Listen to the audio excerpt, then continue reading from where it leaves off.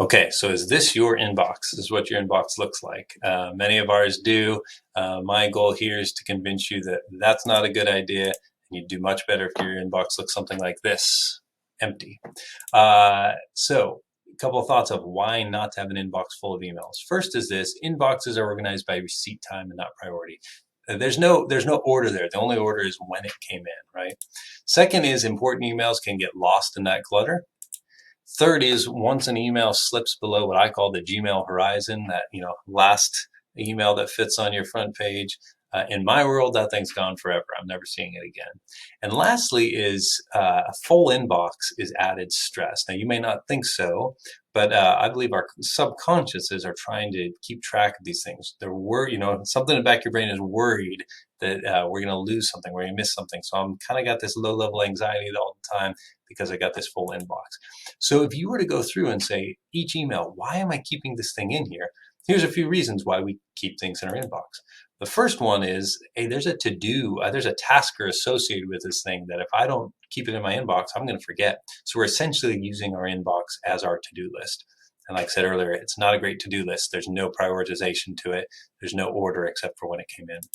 Second thing is, hey, I'm waiting on a response for someone else, and I don't want to forget that I sent that to them.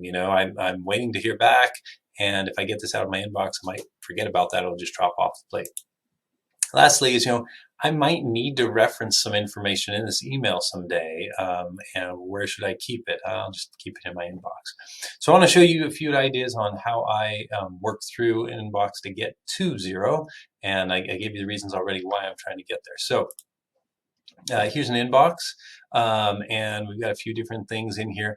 So you have some things which are sort of easy deletes. This is actually a video I did a little bit ago. It's just kind of lets me know that it was done. I don't really care about the movies at Mitcher. I can delete that. And University of Maryland's always trying to get me to give to what they're doing. Now, one thing you can do is something like this. Scott Strasmeyer, depends on how much you want to follow Navy athletics. If you say, I really never want to see one of these in my inbox again, rather than deleting it each time, you can set up a filter. And so one of the things that you can do is you can say, filter messages like these. And then you say, great, create a filter. And you can say, what do you want to happen when this comes in? If you want to delete it, or whatever you want it to do, you can do, and you can create a filter to go along like that. For today, I'm just going to go ahead and delete this thing out of here. ITSD, I'm showing you all the easy ones first. ITSD, they'll prompt me again, so I'll come back to that. Okay, so I have a few things left in here. Let's see what I've got.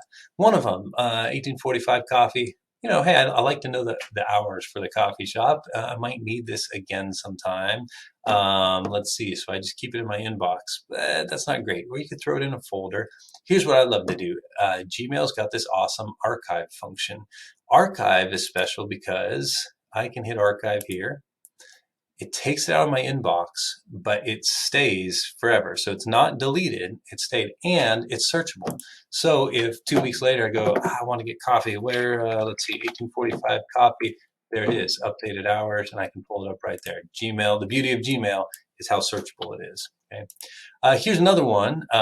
I sent an email to somebody, I'm waiting on a response. And so I don't want to take that out of my inbox. I'm worried I'm going to lose it. Here is a key idea that can be really helpful on this. Is rather than keeping it in your inbox, I add a label. I'm not really big on either folders or labels, but the one label I use a lot is something that I call waiting for. So my waiting for label, there it is now, is a way to say this is an email that I'm waiting for a response on it. Now, I archive this thing just like I archive the other. You might say, well, how does that help? I do have a system in place where once a week I have disciplined that on Monday mornings I look at all my waiting for.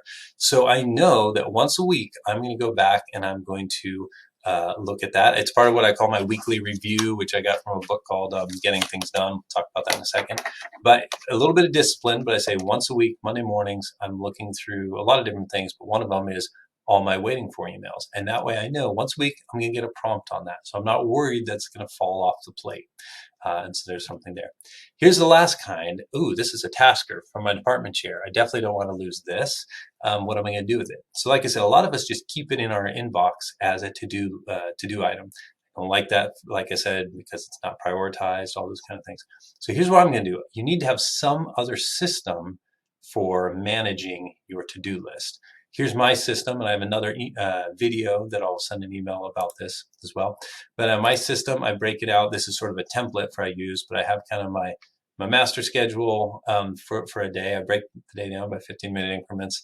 But over here on the right, I have major goals for the week and to-dos for today. So what I would do is something like this. I would say, let me take that tasker and I'd put it in under that role as one task for that week, and to make sure that it doesn't slip off the plate, because that's what we're worried about. Now watch this. Once I've done that, I can archive this thing. Now I don't want you to miss this moment. There is a beautiful feeling when you archive that last email, and there's something just very refreshing about that. Like the stress goes away. I feel like I'm in control of this thing. It's not this email monster, and I can do that. Here's another interesting thing. I am super motivated when another email comes in to get rid of that thing. All right. So, once it's manageable, I want to keep it, keep it to zero. I try to get to zero inbox by the end of each day. Doesn't always happen, but that's my goal. I will say, in terms of the to-do items, if it's something that can be done in 2 minutes or less, get it done. That's something, again, from this Getting Things Done book. That one you just get done. If not, then I throw it into my planning template, and that's the thing I'm actually going to use to manage my day. A couple of last thoughts. First is this. Well, let's just recap my solution for each of those. Contains a to-do item I don't want to forget. Use a separate tracking system for to-do items. Or like I said, if I can get it done in 2 minutes, just do it now. Okay? I'm waiting on a response from someone else. I don't want to forget. Use that waiting for label connected with a weekly scheduled review where I review all of those. And that way I can rest easy. I am not going to forget about that item. And lastly, hey, I might need to reference this information someday. I don't worry about folders, that kind of thing. I just archive it knowing that I can always search for it. A couple last tips. If you want to go this route and you're like, I got like several hundred emails in my inbox, so I need to go through all of those before I can start this. Let's just be honest. If it's off your front page, you're never going to look at it again. And if it's really important, somebody's going to bug you about it. I would say start with a clean slate, archive everything right now. And that's something you can actually do if you go back into Gmail. You can actually select all your messages. You can Google how to do that, and you can archive everything now. Just start with a clean slate. Another tip is, I think computer, even though everything is all about these days, I would say use your computer as much to manage email, because your computer, you can do hey, I need to put this in my task list or that sort of thing. And just use your phone for the in-between maintenance. It's best for that. Close your email when you're not actively checking it. It's easy to just have it always on, and then every time something comes in, you go down a rabbit trail. If you clean it out, close that thing, and get to it again later in the day or something like that. And like I mentioned, a couple things, a lot of these ideas I got from a book I really liked called Getting Things Done by David Allen. Highly recommend it. I think that might be helpful. I hope that helps with the idea of getting to inbox zero. That's actually a term. You can Google it. Different people have different ideas on inbox zero, but I find it really helpful. I hope you do as well.